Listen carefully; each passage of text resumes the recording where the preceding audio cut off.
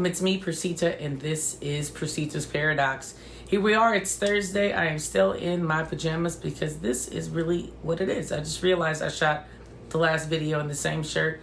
It's a different video. It's even a different day. But it is what it is. Mind your business. So, as always, thank you so much if you're a new subscriber. Thank you for joining me today. I greatly appreciate you on this Thursday. And if you are an OG, you know the drill. This is what it is. We just gonna hang out today and do what we need to do. So let's talk about it. Manipulation of the blame game.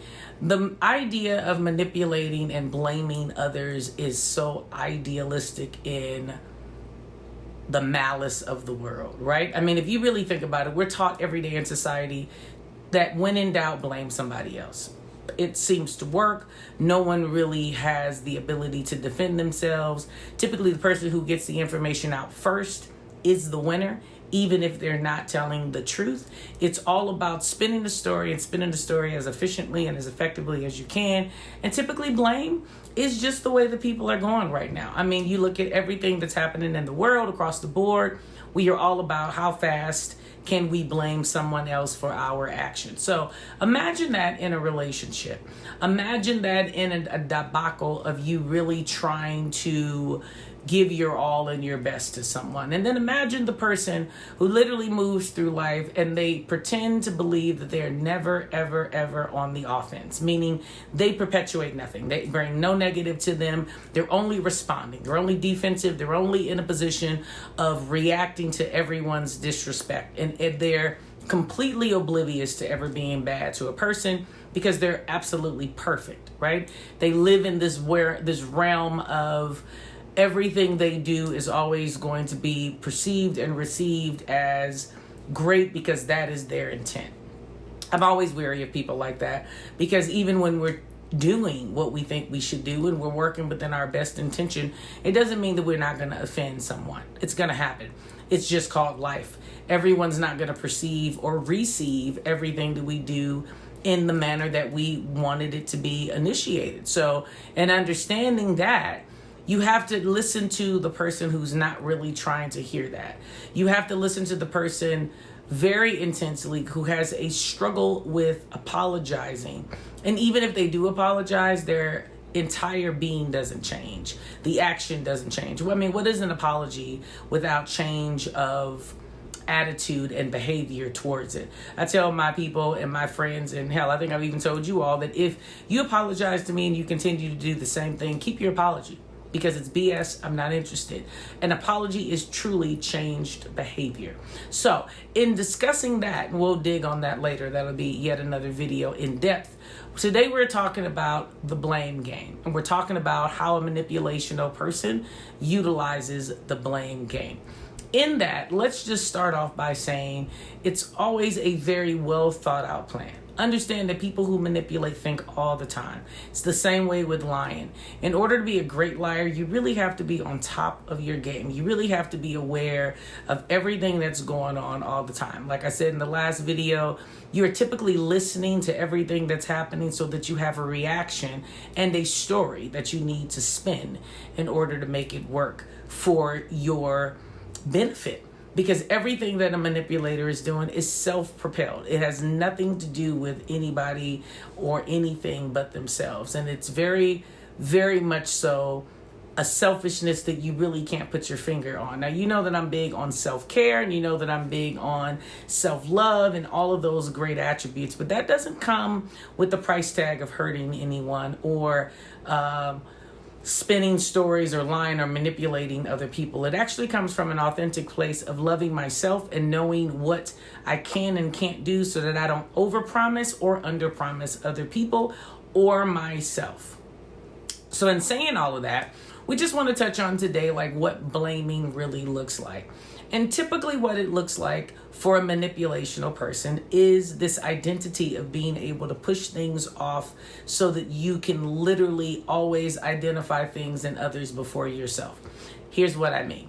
Have you ever met the person who you'll say, like, my God, you know, it really is great if you do this, but you really might want to get some help in this. And instead of them saying anything back positive, like, oh, I appreciate that, or, you know, I appreciate your insight, or whatever, they instantaneously have a slight bite, a passive aggressiveness about them that says, well, I mean, you know, well, you need help and stuff too.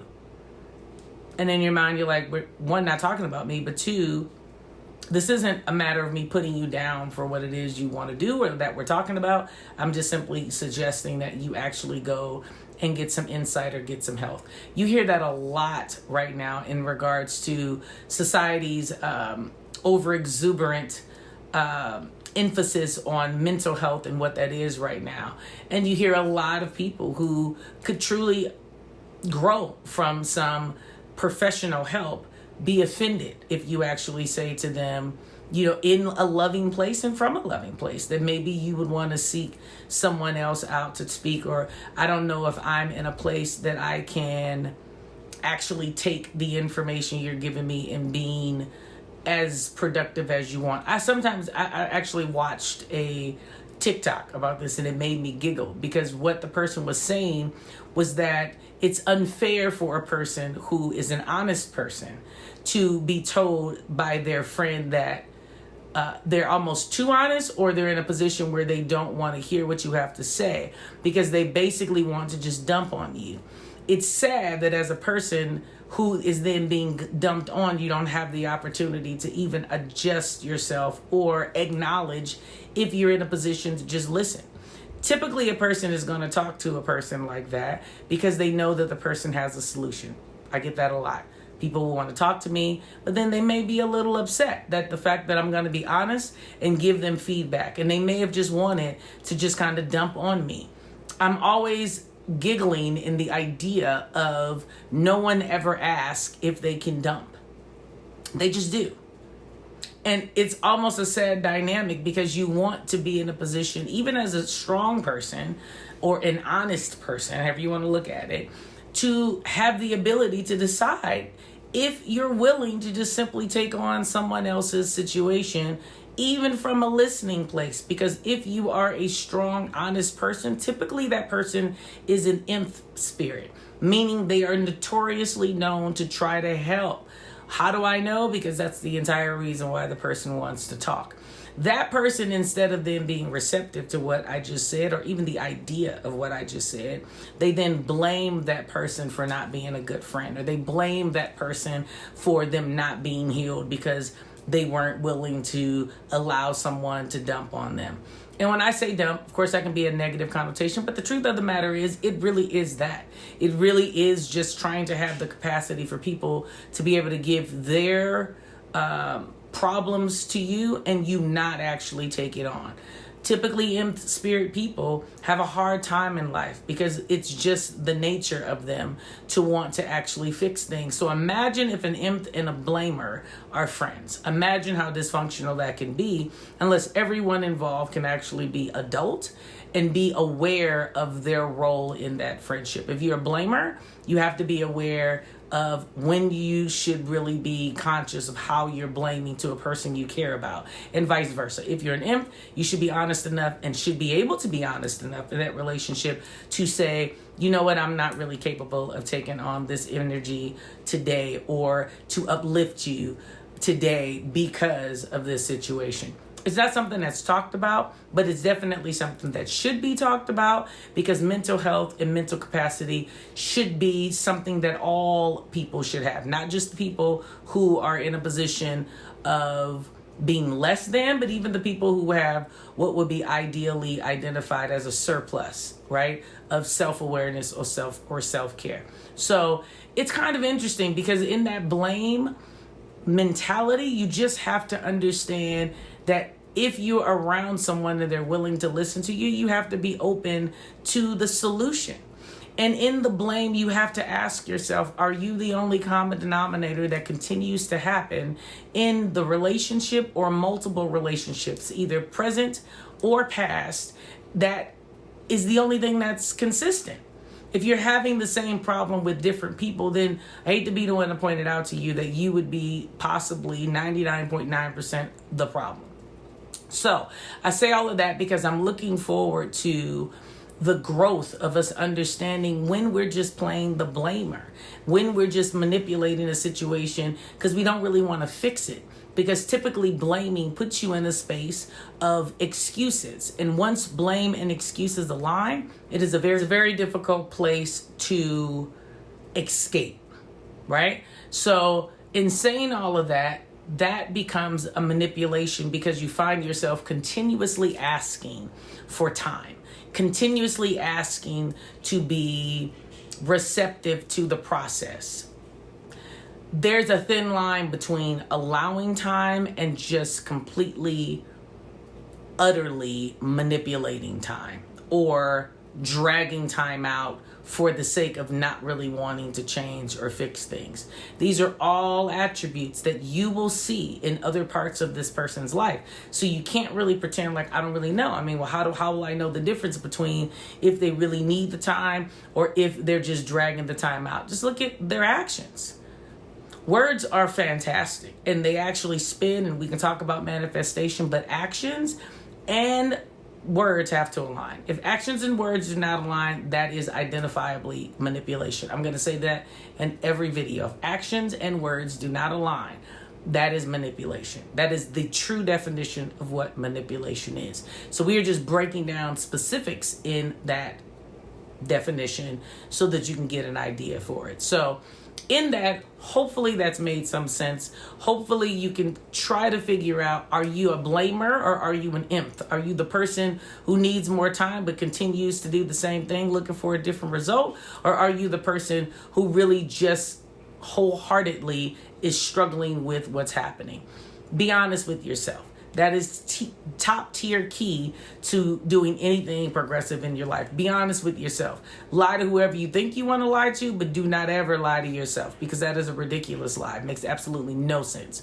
So do what you need to do if this resonates in your spirit about how to fix either. Because again, even the imp spirit, even the person who wants to be the ear for the person, you have to be conscious of how much you're intaking and how much you allow yourself to really sit and try to do more than you need to do. To just listen to someone is a lot. I don't know if you've ever had that experience where someone is giving you information and it just overwhelmed you. And you may have been in a position where you knew that you weren't able to help by anything more than prayer, so to speak.